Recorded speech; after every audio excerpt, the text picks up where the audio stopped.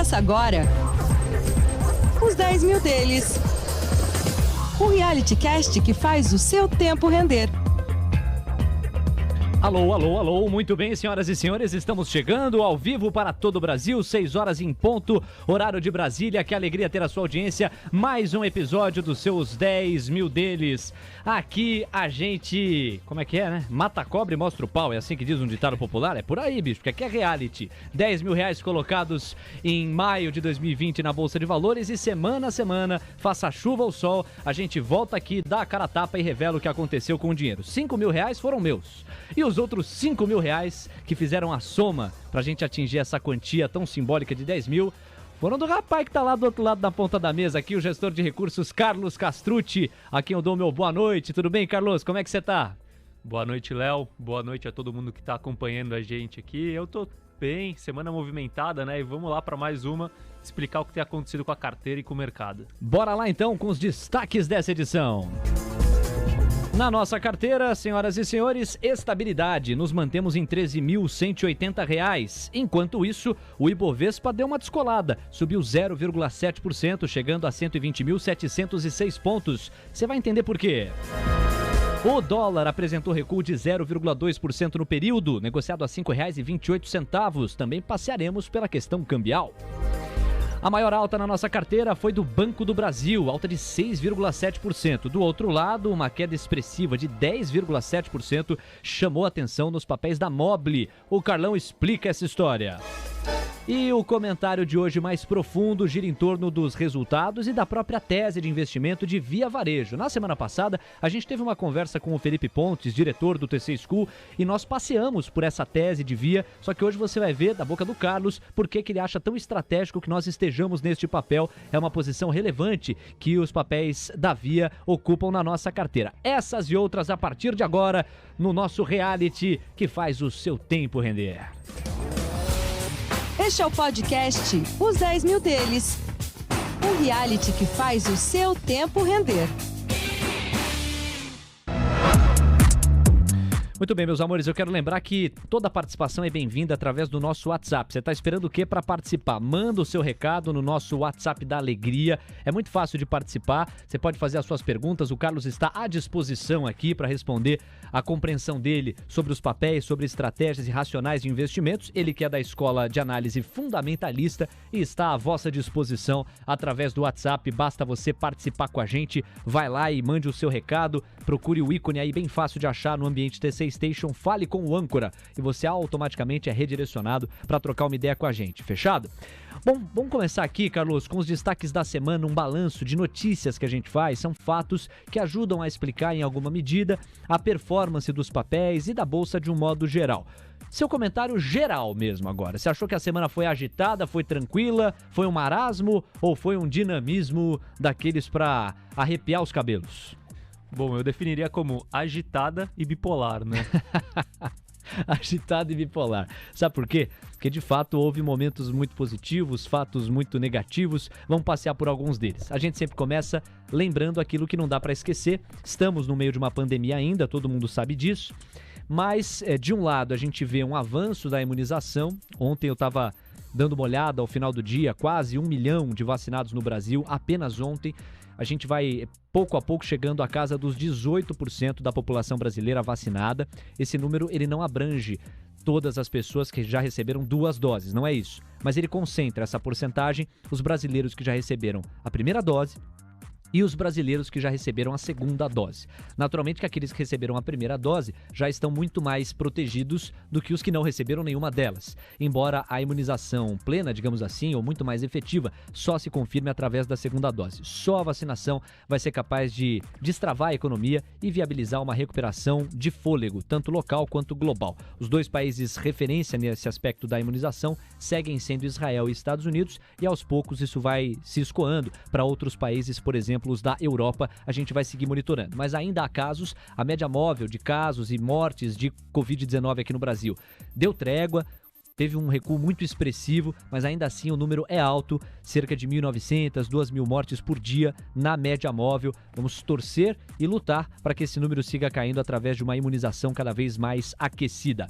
Vamos dar um giro depois de falar sobre isso pelo mundo no que diz respeito à Covid. Se entre os americanos esse é um assunto que pouco a pouco começa a ser superado, de outro lado, a Europa adoraria ter o mesmo quadro, mas não tem ainda. Na Europa, a imunização está longe de ter o aquecimento que o continente, o velho continente, gostaria, embora por lá a coisa também esteja acelerando. Vamos ver ainda o ponto de alerta e preocupação global, que é a Índia, cujas condições sanitárias são deploráveis, a higiene é nada de exemplar e com isso há grandes chances de ali ou de vir dali alguma variação mais complicada da Covid-19, uma nova cepa de vírus. A gente sabe que por lá os números estão bastante críticos e dependem de imunização para o jogo virar. Como o ambiente estrutural do país não oferece muitas condições sanitárias adequadas, a chance de propagação forte e aquecida do vírus apenas aumenta. Isso posto, a gente sai do eixo de Covid e fala dos destaques internacionais, depois eu ouço o Carlos e vamos para os destaques domésticos aqui. No que diz respeito ao internacional, os Estados Unidos canalizaram as atenções através de recentes indicadores e dados econômicos. Eu começo falando do tropeço do mercado de trabalho, que saiu referente a abril, os chamados dados do payroll. São dados que foram conhecidos na última sexta-feira. E o que a gente viu é que a geração de empregos, que ficou praticamente na faixa dos 300 mil, 200 e poucos mil, foi bem abaixo do que o mercado chegou a considerar, algo próximo a 1 milhão de novas vagas criadas. Esse tropeço tem sido atribuído a fatores específicos, como a falta de componentes nas indústrias, dificuldades para cuidar dos filhos, tem isso, né?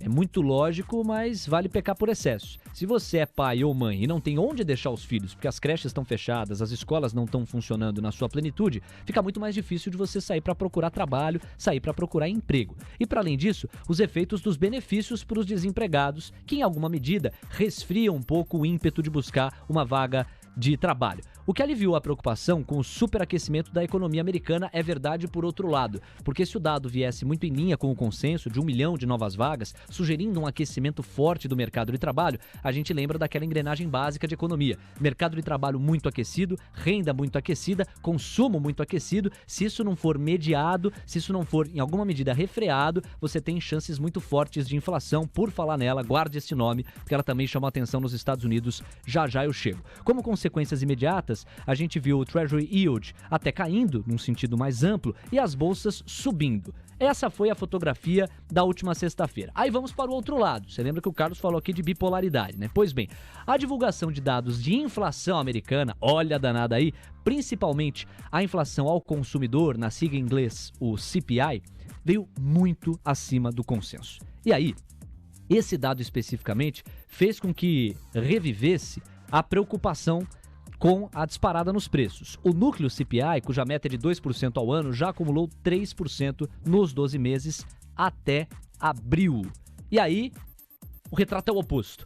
As treasuries acabaram subindo, né? Os yields dos títulos da dívida americana no prazo de 10 anos subiram e as bolsas, de um modo geral, caíram.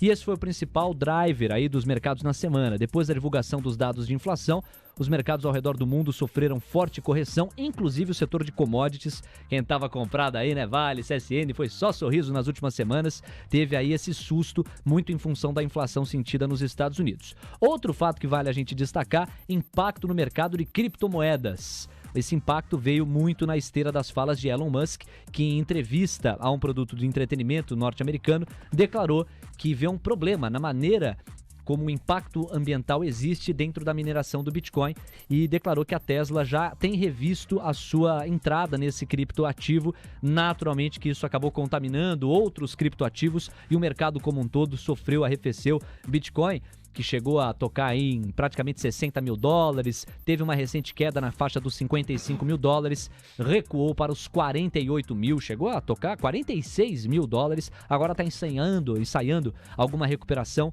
mas foi muito atingido. Para fechar, em resumo, índices americanos recuaram, o S&P fechou em 4.113 pontos, uma queda de 2,1% na semana, e aí o impacto do auxílio no mercado de trabalho e cripto são alguns dos pontos que a gente trouxe aqui para você de mencionar no seu racional de investimento com base nesses highlights de fatos e acontecimentos da semana. Carlos, seu destaque, a sua análise, a sua leitura desses eventos internacionais que basicamente ficaram aí na atenção dos Estados Unidos. Bom, Léo, acho que é importante começar falando da questão de inflação, né, que foi o que dominou o sentimento do mercado ao longo dessa semana. E o primeiro destaque, assim, que vale uma atenção maior, é a questão do quanto será que o excesso de estímulos fiscais, a gente está falando de dar dinheiro na mão das pessoas, não está influenciando no mercado de trabalho, e isso gera teoricamente um aumento nas propostas de salário, né, e aumento de consumo, aumento de inflação. Então, é muito importante a gente começar a observar se os estímulos não estão muito exagerados, se não está na hora de começar a reduzir, pelo menos na parte fiscal.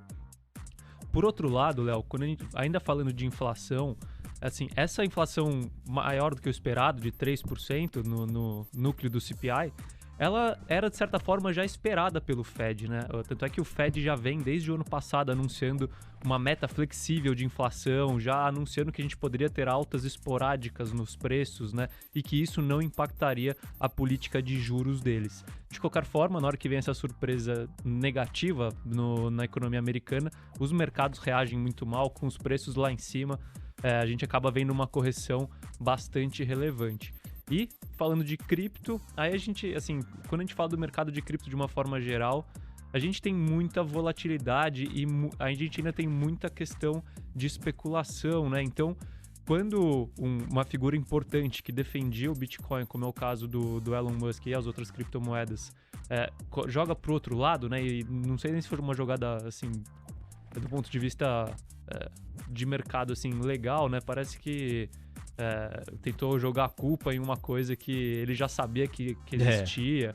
Mas, assim, qualquer tipo de movimento dessa forma impacta muito o mercado de cripto, porque tá tudo muito pautado na confiança de que as criptos serão ativos do futuro, né? Então, quando você reduz a confiança, os preços caem. Eu gostei muito da maneira como o Buca, o nosso Pedro Albuquerque, mais cedo aqui na TC Rádio, classificou a participação de Elon Musk nesse programa. Ele taxou a participação dele, a cabeça da Tesla, como infantil. E eu acho que é uma classificação bastante precisa. Só dados importantes que acabam de ser confirmados. Você que está acompanhando no Spotify, na sua plataforma preferida aí de streaming depois, nós fazemos ao vivo o programa na TC Rádio. Tem algumas informações que chegam e a gente repercute conforme chegam. Só confirmando que o Brasil registrou 2.383 mortes pela Covid-19 nas últimas 24 horas, segundo o CONAS, e 74.592 novos casos de Covid-19 também nas últimas 24 horas. Com isso, os casos de Covid totalizam 15,43 milhões, segundo a CONAS. Um destaque urgente, que mereceu urgente do painel Mover Pro há pouco, e eu também complemento aqui nesse primeiro bloco que é mais noticioso, é o seguinte: STF forma maioria para modular a exclusão do ICMS do PIS/COFINS. Por certo, essa história vai repercutir, a TC Rádio vai trazer cobertura.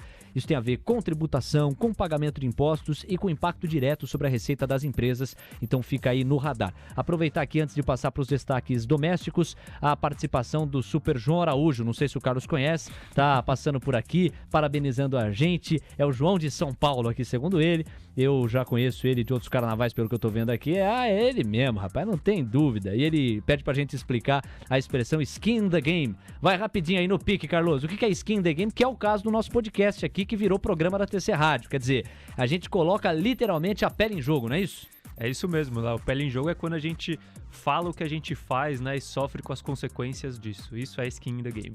E mandar um abraço aqui pro Aguinaldo, que também tá acompanhando o nosso programa, manda mensagem ao vivo aqui pra gente, Super Aguinaldo, DDD 61, tá participando aqui, valeu, um abraço pra ele. Quem mais mandou mensagem aqui? O José Roberto, tava descobrindo a TC Rádio basicamente, perguntou como é que fazia pra ouvir, cheguei a orientá-lo aqui, tá na companhia de mais um episódio de Os 10 Mil deles. Logo mais tem Faça Acontecer, Felipe Corleta, Pablo Sangalli, Guilherme Serrano, agitando a comunidade do TC, coladinho com Os 10 Mil deles. E por fim, aqui mais uma participação da Maria José. Maria José, que é uma assídua ouvinte do Faça Acontecer e que tá experimentando aqui Os 10 Mil deles nesta quinta-feira, dia 13 de maio. Bom, vamos lá com os destaques domésticos então, pra gente falar do Brasil. CPI da Covid tá chamando muita atenção, sobretudo o depoimento do ex-secretário de Comunicação da Presidência da República, Fábio Van Garten, que em alguns momentos foi apontado de contraditório pelos senadores, e a gente sabe o barulho que isso rendeu. Nosso analista político, Leopoldo Vieira, aqui da TC Rádio, chegou a limpar o terreno, separar ruído de fato concreto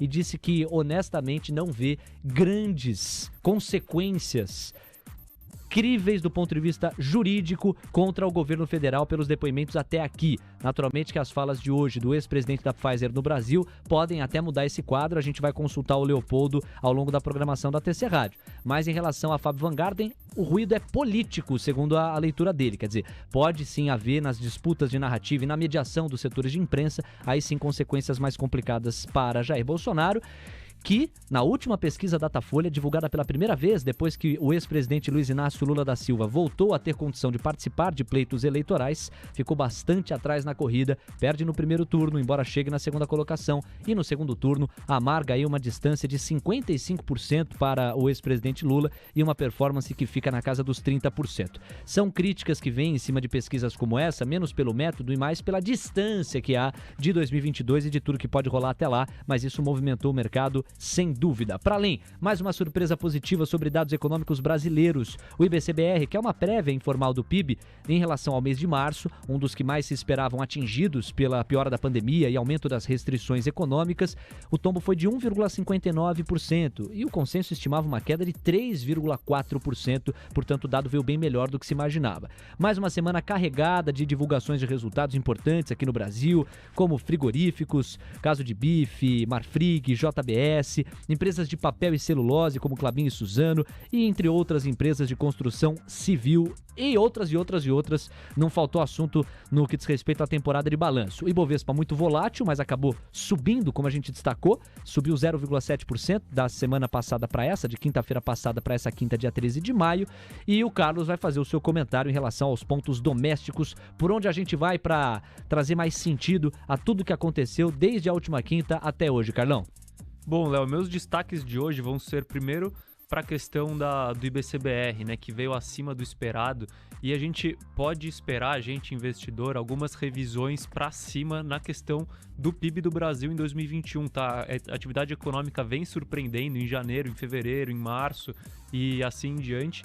Então eu acho que a gente pode ver reversões para cima e isso está sendo refletido nos resultados das empresas, né, que estão vindo super fortes, ainda mais quando a gente fala, por exemplo, não só as exportadoras, mas o setor de construção, a gente está vendo recordes de lançamentos, recordes de lucro, recorde de venda. Então, assim, a gente está realmente com a economia reagindo e isso é positivo para quem investe em bolsa de uma forma geral.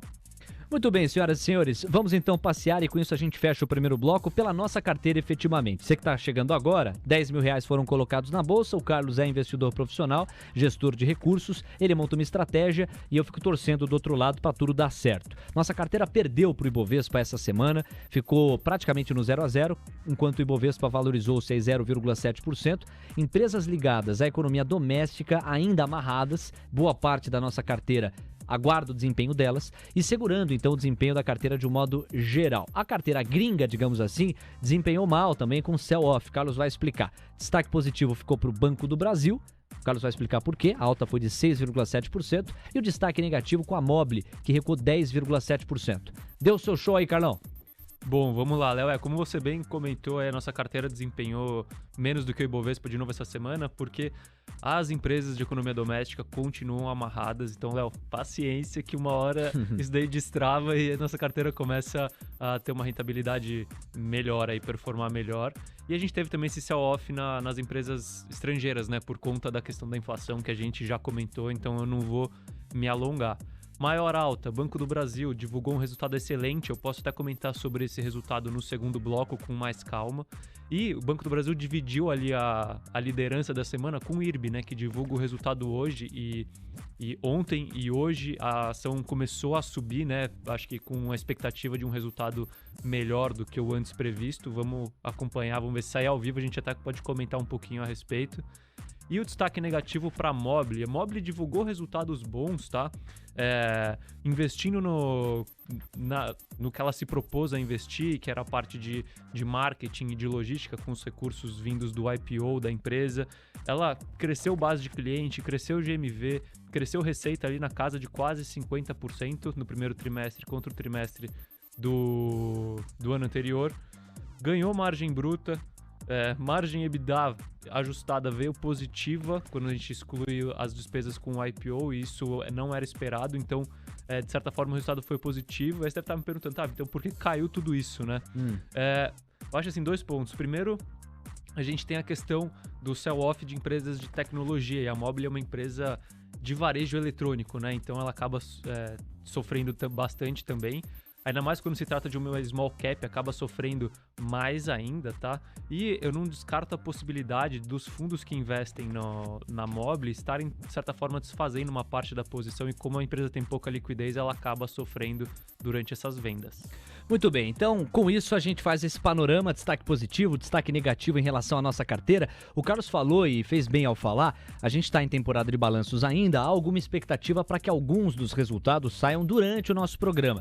Deixa eu aproveitar e repercutir um dos destaques na temporada de balanços que chegaram a merecer urgentes aqui por parte do painel Mover Pro. Vou me ater a um deles. Prejuízo líquido da Lojas Renner no primeiro trimestre de 2021 ficou em 147,7 milhões de reais. Prejuízo líquido de 147,7 milhões. Só que o consenso, aí que tá, a expectativa do mercado, girava em torno de 362 milhões positivos. Portanto, esperava-se lucro líquido. E o que veio foi prejuízo líquido em relação às Lojas Renner. Pintando outras informações de temporada de balanços, a gente repercute aqui em tempo real. São 6 horas e 21 minutos. A gente vai fazer uma rápida pausa. Na volta, rapaz, vamos falar de muita coisa. Hoje, a gente vai dar um panorama para você acerca da nossa carteira. Como é que estão divididas nas porcentagens algumas das alocações que o Carlos Castrucci mandou ver? Você tá curioso? Você vai saber. Temos aqui, deixa eu dar um spoiler, deixa eu ver. 20% da carteira em varejo online e físico discricionário. 17% em bancos. 12% em commodities. Chega, né? Vamos esperar a volta que a gente repercute com mais calma. Carlos vai explicar por que a distribuição nesses moldes. Não saia daí, continue participando pelo WhatsApp. A gente volta já. Este é o podcast Os 10 Mil Deles. O reality que faz o seu tempo render.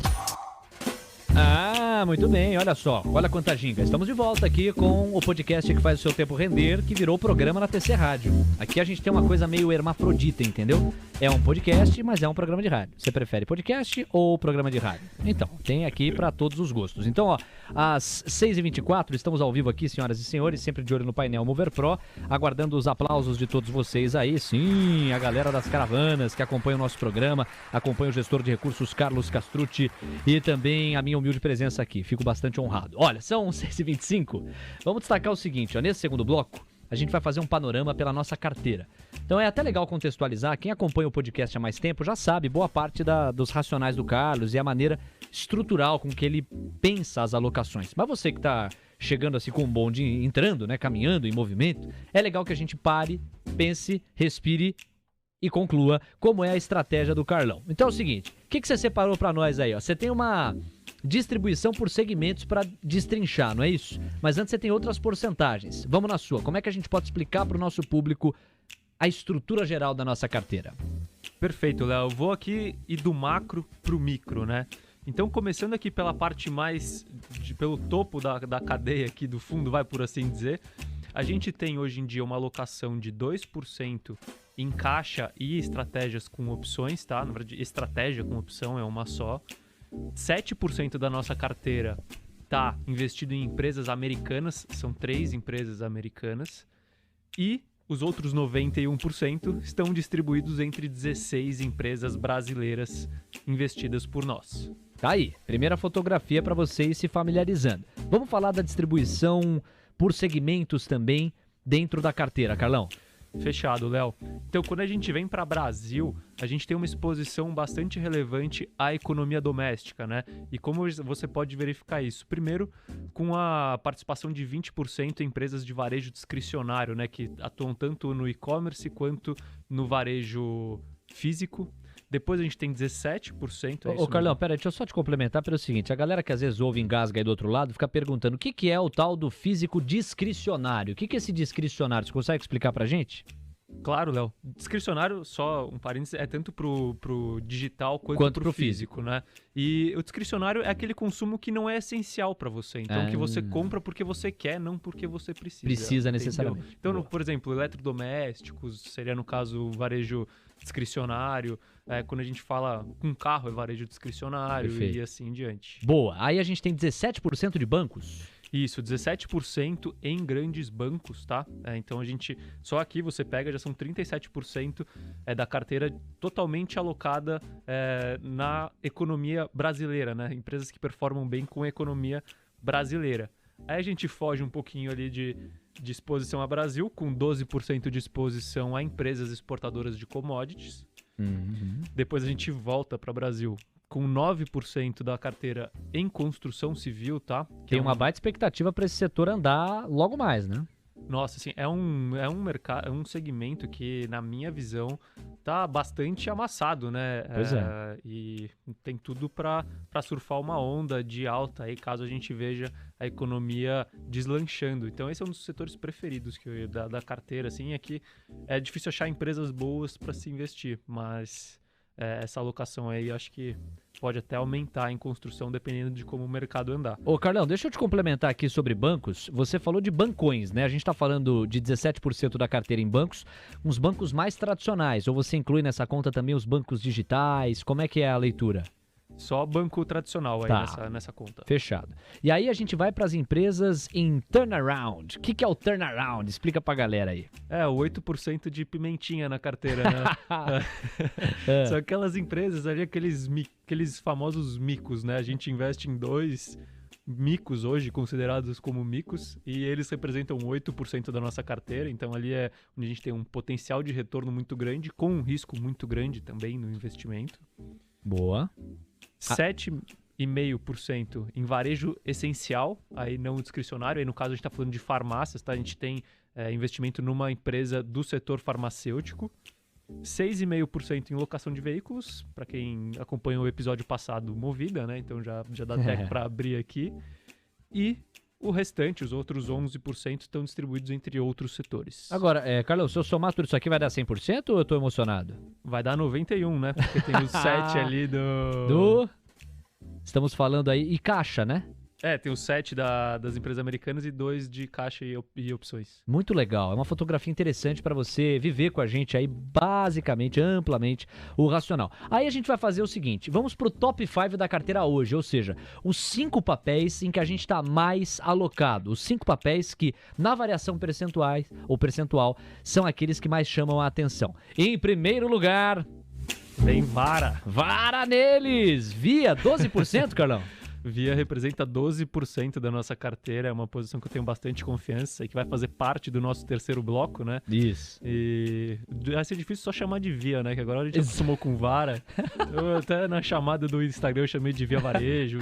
Vou continuar, vai demorar até eu me adaptar. Não, você sabe qual que é a real? Sabe aquele jogador de futebol que a vida inteira é chamado de um nome? Aí ele chega do dia pra noite e fala assim, agora vocês me chamem de outro nome. Putz, isso aí pro narrador é uma bola difícil de dominar. É tipo o Gabigol, que ele fala, não, agora é Gabriel Barbosa. Não, Gabigol já tá com... Não, é Gabriel Barbosa. Até virar Gabriel Barbosa, vai um tempo, tá perdoado. Via então compõe 12% hoje dentro dos papéis da nossa carteira, chama atenção e a gente vai aprofundar a tese no terceiro bloco. Em segundo lugar, diga lá.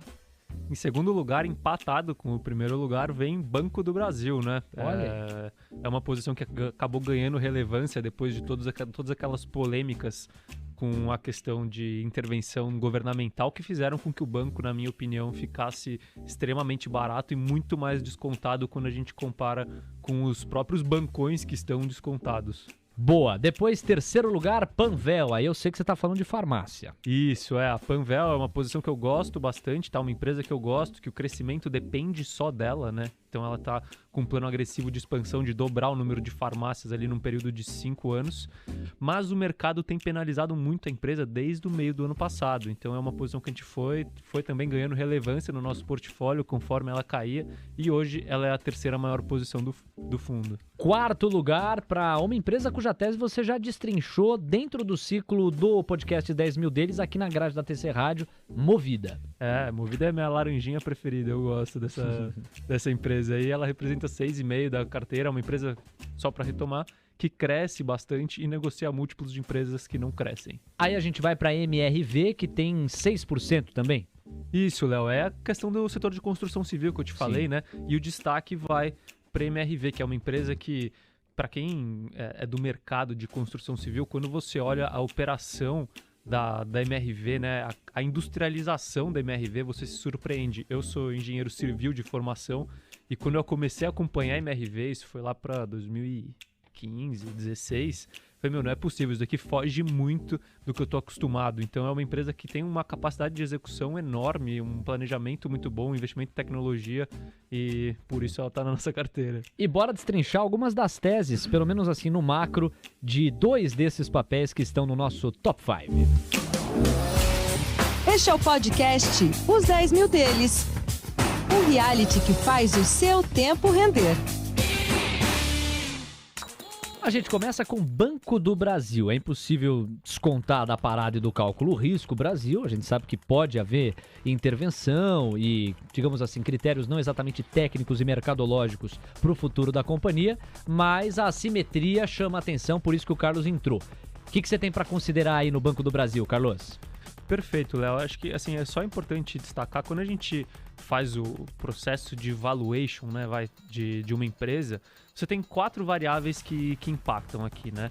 Algumas variáveis são variáveis factuais, né? Ou seja, são coisas que realmente acontecem, e outras são variáveis mais sensitivas.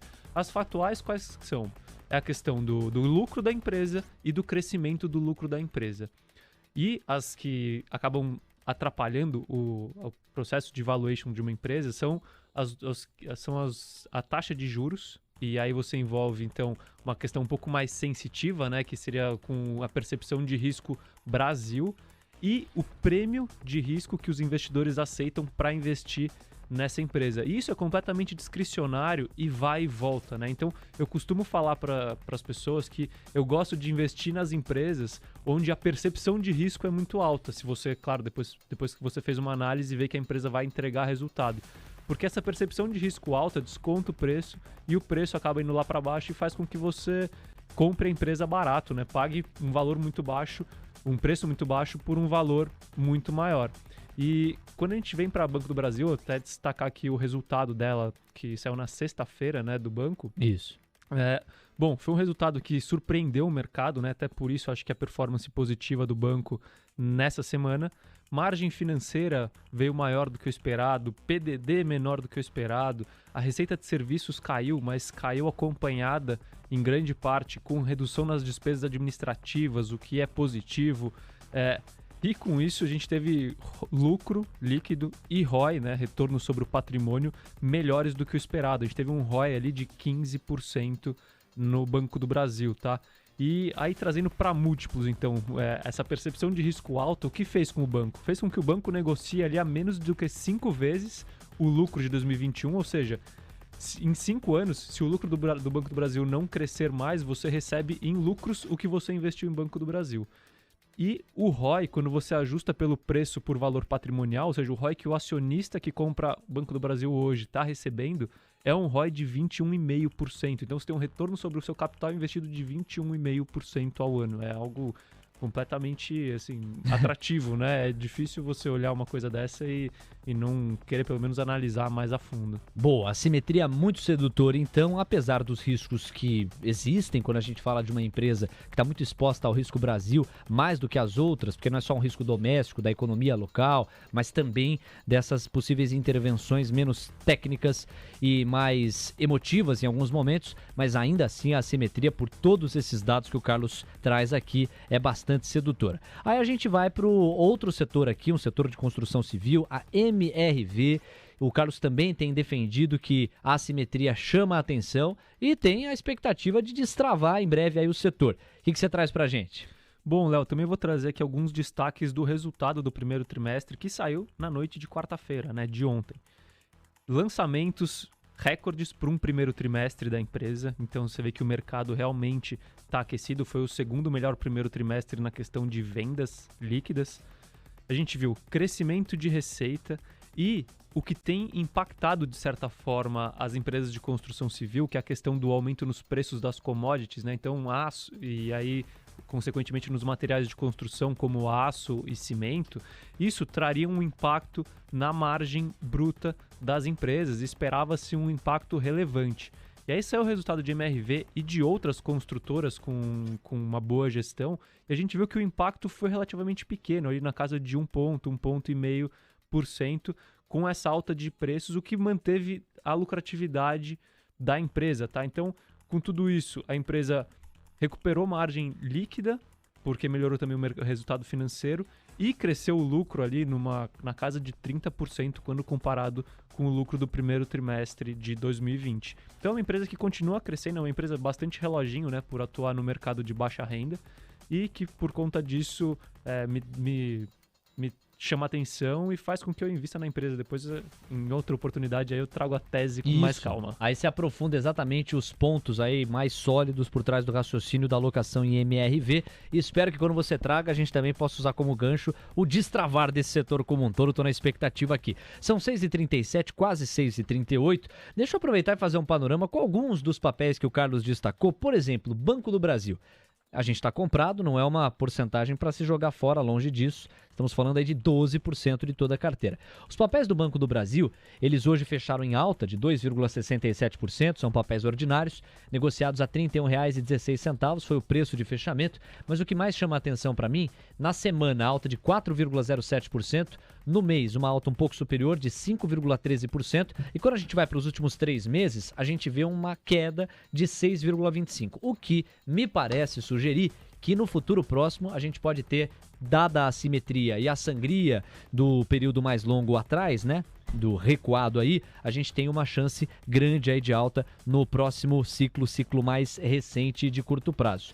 E eu também quero ouvir o Carlos rapidamente, mas vai ficar para o terceiro bloco, a gente abre o terceiro bloco assim, sobre Petrobras, porque a nossa carteira tem participação da Petrobras em cima de uma estratégia que o Carlos colocou de pé quando viu os papéis serem absolutamente amassados, até irracionalmente, depois daquela intervenção do presidente Jair Bolsonaro em torno da direção da companhia ao tirar Roberto Castelo Branco e colocar o general Luna e Silva. Já já você vai saber como que o Carlos se armou para surfar nessa onda aí, bastante amassado ficou o papel da Petrobras e a gente não quer perder o caldo. Então no próximo bloco tem isso e tem também Via Varejo, a tese do nosso programa de hoje. Via será um dos destaques, você não perde por esperar, são 6h39, a pausa é rápida e a gente volta já.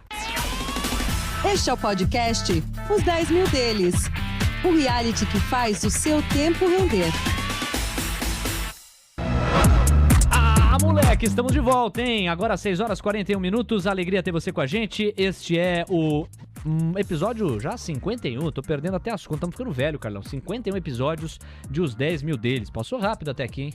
Passou rápido, né? E agora tá passando mais rápido ainda aqui na TC Rádio, com a dinâmica ao vivo que só o rádio tem como magia. Mas daqui a pouquinho tem o Faça Acontecer, que é um programa bastante especial que coloca a comunidade do TC diante dos nossos microfones. Quem comanda esta bagunça organizada?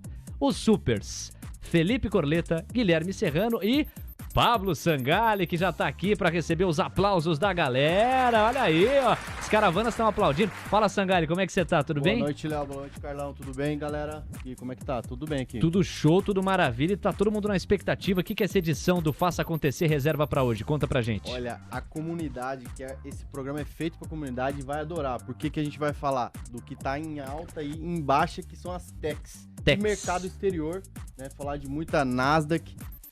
Vamos destacar também uma notícia aí que foi destaque no mês a marca de 1 milhão de mulheres que a Bolsa Nossa Brasileira alcançou. E a gente vai trazer como convidada a Mayara Trader, que é a Mayara Santos, uma grande contribuidora do TC. Ela é da área educacional, da análise técnica, vive de mercado. Vamos trazer também o Omar Ajami, que você já conhece muito bem, muito bem de mercado exterior. E claro, eu, Corleta, Gui Serrano e também o nosso caro Thiago Taranã, embaixador da Bahia aqui do TC. Pô, convidado não falta, programão, tenho certeza que vocês vão arrebentar como sempre. A estreia foi um sucesso há 15 dias, hoje a segunda edição e já vamos parar tudo aqui. já a partir, não da quinta que vem, porque vai rolar o TC Day e aí a rádio vai ter uma cobertura especial do evento. Mas a partir da outra quinta, na sequência do TC Day, o nosso Faça Acontecer passa a ser semanal, senhoras e senhores. Muito bom. Agora tá vão enjoar da nossa cara aí, cara. Vamos fazer você trabalhar, hein, rapaz? Pode ter certeza. Pra isso. Valeu, boa, Sangalli. Abração. Valeu, gente. Bom programa. Abração, até daqui a pouco, 19 horas. Boa, esse é o Sangalli. Carlos, rapidinho, vamos falar de Petrobras, enquanto o Sangalli vai lá pro camarim, comer aquele pêssego com chantilly. Faltam poucos minutos para mais uma edição do Faça Acontecer. E a gente vai falar de Petrobras porque você viu uma oportunidade da gente surfar na alta dos papéis, só que aí você se armou. Você se protegeu. A gente entrou no papel, mas também criou meio que um seguro caso a coisa não correspondesse ao que você imaginava. Conta rapidinho pra gente. Bom, Léo, Petrobras é uma posição que sempre foi bastante relevante para o fundo, né? E, coincidentemente, um pouco antes da lambança lá com a questão da troca de presidente da Petrobras, a gente estava com uma posição reduzida em Petrobras, a gente tinha só 3% da nossa carteira. E aí veio aquele fatídico dia com a queda super expressiva em Petrobras, e Petrobras a gente sabe que assim, quando tem essas coisas, o mercado exagera, tá? E é uma empresa onde o cenário de geração de lucro, geração de caixa da empresa é bastante positivo. Então, qual que foi a opção que eu tomei aqui para surfar numa volta dos preços da Petrobras, porque eu acreditava que a queda era exagerada. Ao invés de aumentar minha posição no mercado à vista, porque se realmente a gente tivesse uma intervenção na empresa, aí sim a gente teria impacto no valor e a empresa poderia ir, sei lá, para R$15, eu optei por pegar essa redução do patrimônio, que era 0,5% do patrimônio, e operar através de opções, tá? Então, o que eu montei? Eu montei uma trava de alta, que chama, né? Não sei o nome em português, chama Bull Spread, que é onde eu consigo surfar na alta do papel entre R$23,21 e R$26,21. Então, uma operação que a gente vem carregando aí desde março e que tem dado bons retornos, principalmente agora, né? Espero que saia um resultado bom de Petrobras aí hoje, que vai fazer o Petrobras subir mais. Tomara que bata esses 26 e 21 para eu liquidar essa operação. E aí a gente consegue surfar numa anomalia do mercado, que foi o que aconteceu com Petrobras. É uma bela definição, anomalia mesmo. Fugiu completamente ao normal, ao razoável e ao racional. E é nessas horas que a gente pode surfar em oportunidades. O Carlos não ficou para trás. Nesse terceiro bloco, tá chegando a hora de falar da grande tese do nosso episódio hoje: Via Varejo, ou se você preferir, apenas Via. Este é o podcast Os 10 Mil Deles, o reality que faz o seu tempo render. Eu gosto dessa trilha. Ela começa assim, aí ela dá essa quebra. Ah, muito bem. Então, vamos falar de Via, a empresa que cai 25% no ano, 40% desde sua máxima no ano passado, e a gente sabe que tem sido uma das que mais impactaram a nossa carteira especificamente. Então, vamos falar sobre a empresa, que tem alguns números importantes. 63 anos de história, fundada pela família Klein, e num primeiro momento, esse grupo era apenas Casas Bahia. Foi crescendo, Via Varejo virou um guarda-chuva maior que passou a abranger, para além de Casas Bahia, outros nomes pelos quais eu vou passar já já. Um dos precursores do crediário, este grupo, um dos grandes responsáveis pelo sucesso da empresa, especificamente esta estratégia do crediário, que é facilitar a aquisição dos produtos que tanto a Casas Bahia como outros campos e marcas do grupo passaram a viabilizar para o público consumidor, maior empresa de varejo de eletroeletrônicos e também móveis do Brasil. Marcas como Casas Bahia passaram a dividir espaço com Ponto Frio, que agora é só ponto, tem aí mais uma mudança para você se familiarizar, e extra.com.br, não confundir com Extra unidades físicas, mas extra.com.br está no guarda-chuva da Via Varejo, ou simplesmente Via. E aí vamos falar do histórico recente da empresa. O Carlos traz um balanço aí com alguns números, diga lá. Perfeito, Léo. É importante, antes de chegar na tese, fazer esse histórico recente, até para contextualizar quem está acompanhando a tese de Via Varejo. Você contou aí de todo o histórico vencedor da empresa ali no século XX, né, e no começo do século XXI. Só que aí a operação da empresa começou a se deteriorar, principalmente em 2010, quando a empresa, a Via Varejo, foi comprada pelo grupo Pão de Açúcar, né? E desde lá a gente viu problemas de governança com a empresa, gestão não qualificada e que acabava deixando o Via Varejo no segundo plano, né? O foco principal era o varejo alimentício, a parte do Grupo Pão de Açúcar, e não a parte do varejo de eletroeletrônicos. E tudo isso foi deteriorando a operação da empresa. Então a empresa ficou com uma estrutura de capital ruim, perdeu participação de mercado e, mais importante, não evoluiu junto com o varejo, né? Então, assim, enquanto a gente tinha Mercado Livre, Magazine Luiza, B2W e a própria Amazon, né, investindo pesado no varejo online, que elas já enxergavam como futuro do varejo, né, essa questão da omnicanalidade, que é você misturar o online com as lojas físicas.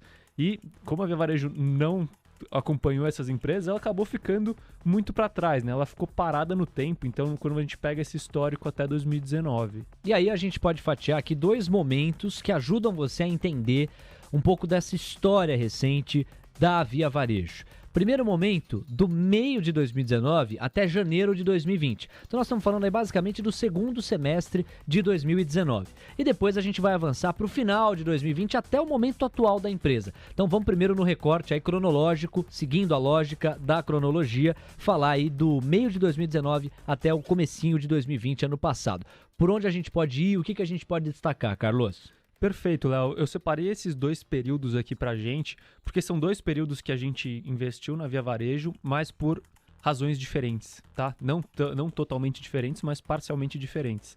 E a gente pega ali do meio de 2019 até o começo de 2020. O que aconteceu?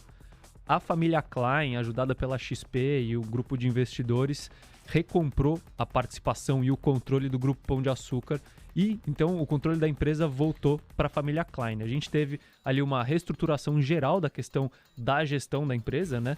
E aí a gente enxergava, então, uma empresa que estava sendo negociada ali mais ou menos... A empresa valia, acho que, uns 8 bilhões de reais, com 30 bilhões de faturamento, e que estava começando um processo de turnaround, mas por conta dessa precificação muito baixa, esse processo de turnaround fazia sentido você investir nele, né? Com a troca de gestão, assim, com tudo que a gestão nova vendeu pro mercado, né? E principalmente porque é uma empresa que já tinha uma força de marca muito grande, né? Casas Bahia, Ponto Frio, são marcas assim que você tem um poder muito grande. O tamanho da empresa nem se fala, e a capilaridade da empresa. Então, é uma empresa que, para crescer, para melhorar a operação dela, ela não precisava investir muito, ela só precisava arrumar a casa, entendeu? Então, era um investimento que, na minha opinião, fazia sentido ali, quando ela estava na casa dos R$4, no meio de 2019. E, apesar de ser uma posição com bastante risco, né? Porque a gente estava falando de uma empresa com estrutura de capital ruim e em processo de turnaround. E aí ela surfou uma onda muito grande, chegou ali a R$16 em janeiro de 2020, e foi quando a gente parou de investir em Via Varejo. Essa é a primeira historinha nossa com Via Varejo.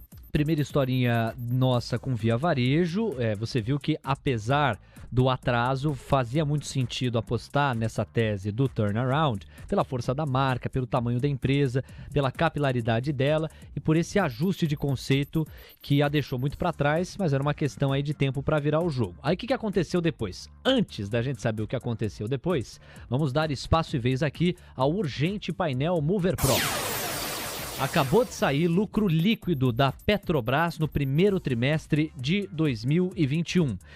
O mercado se animou com Petrobras, vendo a valorização da commodity do petróleo Brent, que é a referência para Petrobras. A estimativa era de que o lucro líquido fosse de 1,91 bilhão de reais, 1,9 bilhão de reais. Veio bem abaixo disso, 1,17 bilhão de reais. Então, se esperava algo próximo a 2 bilhões, veio algo mais próximo de 1 bilhão do que de 2 bilhões. Vamos ver como é que isso repercute ao longo aí dos minutos desta noite de quinta-feira e, sobretudo, para os mercados amanhã, ou para o mercado. Eu digo para os mercados porque você tem, né, a DR da Petrobras negociada na Bolsa de Nova York, não é só uma questão aqui local brasileira, mas a gente vai monitorar, fica então paga a informação. Vamos para o segundo momento da Via, do final de 2020 até agora. Nesse recorte mais recente, Carlos, o que dá pra gente destacar? Perfeito, Léo. Então, eu comentei que a empresa tinha um problema de estrutura de capital, né? O primeiro ponto que vale destacar é que a empresa resolveu o seu problema de risco de liquidez, né? Reduziu muito seu risco de liquidez e solvência quando fez aquele aumento de capital no meio de 2020. Então era um problema a menos para ser resolvido, mas ainda se tratava de uma empresa em processo de turnaround, né? Tentando fazer a operação voltar a crescer.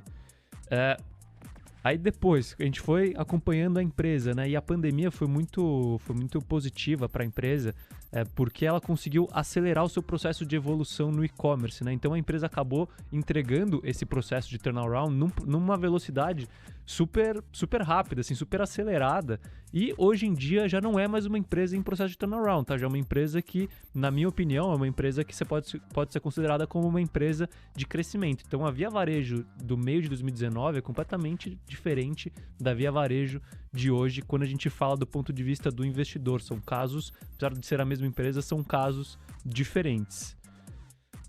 Bom, e aí, Carlão? Porque isso posto, são casos diferentes, momentos distintos, e você dá sequência aqui à tese que te amparou para a gente fazer a entrada nos papéis. Perfeito, Léo. Eu vou até trazer alguns dados aqui do primeiro trimestre de 2021, tá?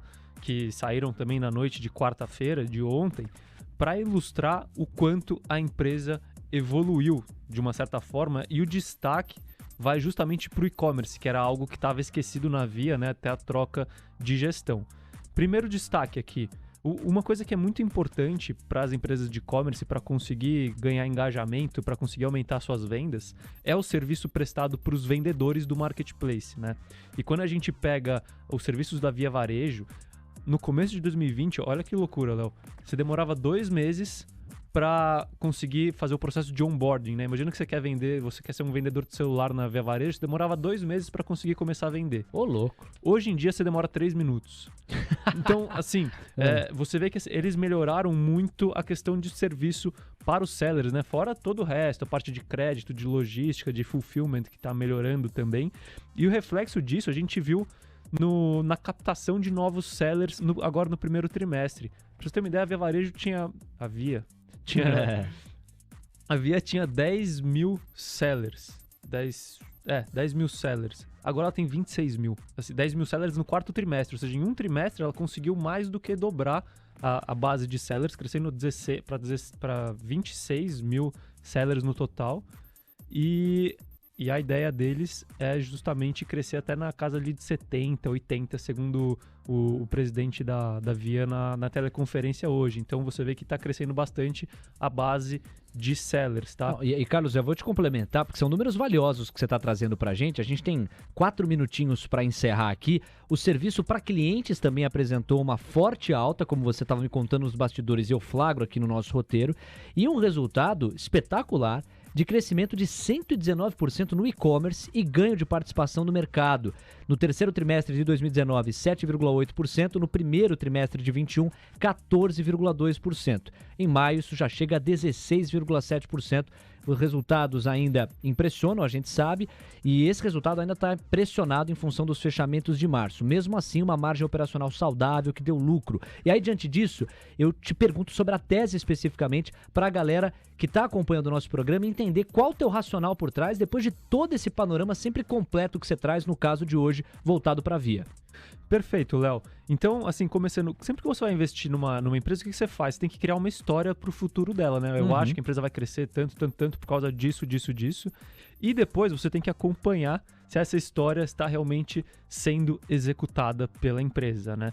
E aí, quando a gente vem para Via Varejo, qual que é a tese de investimento em Via Varejo? Era de reestruturação da operação física, de melhor na estrutura de capital e de evolução digital com ganho de participação de mercado ou market share, né, por conta da força da marca, tamanho da empresa e capilaridade que ajudam a ganhar esse market share com a operação redonda. E aí, quando você acompanha a empresa, trimestre a trimestre, ela tem comprovado a história que eu criei, entendeu? Que era justamente isso daqui.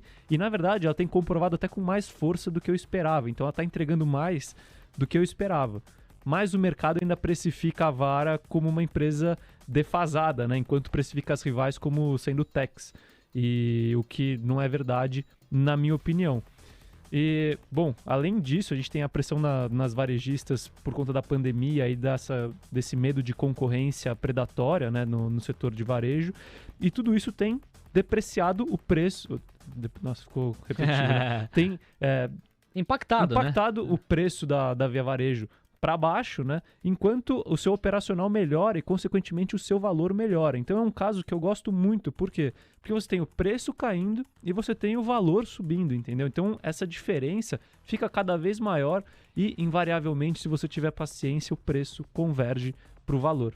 Só vale destacar aqui, eu não estou recomendando que ninguém compre Vara. Isso daqui é só a minha opinião e porque a gente investe na empresa. Grande Carlos Castrucci, que me ensinou logo no primeiro episódio desse nosso reality cast aqui. Preço é a fotografia, valor é o filme, como diria Warren Buffett, preço é o que você compra, não é? E valor é o que você leva. Se eu não me engano, são exatamente essas as palavras. O que, de um modo geral, sugere que há diferença entre os dois conceitos, mas a linha fundamentalista que se ampara no longo prazo, sempre sugere que se a tese estiver bem amparada e naturalmente o contexto não mudar, né, não der um certo giro aí de 180 graus, virando de ponta cabeça as premissas na qual a tese foi apoiada, naturalmente o preço tende a convergir com o valor efetivo calculado pela análise fundamentalista. Não é diferente no que diz respeito à Via, tese essa destrinchada pelo Carlos hoje. Agradecendo a sua companhia e o carinho da sua audiência e lembrando que na quinta-feira que vem, excepcionalmente, nós não teremos os 10 mil deles.